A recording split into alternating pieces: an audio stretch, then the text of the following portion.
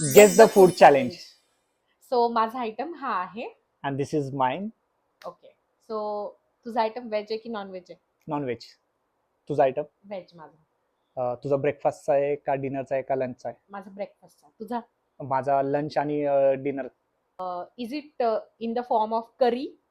करी नाही. तुझं काय पाव आहे का? नाही. मग तुझा रवाच्या रिलेटेड आहे का?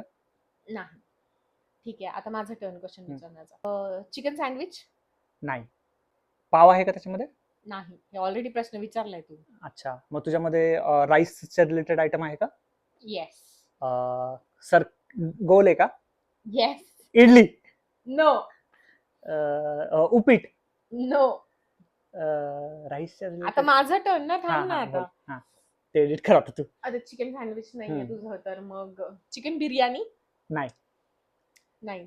ओके, ठीक आहे. मग तुझ्या आयटम मध्ये चिकन मोमो? नाही.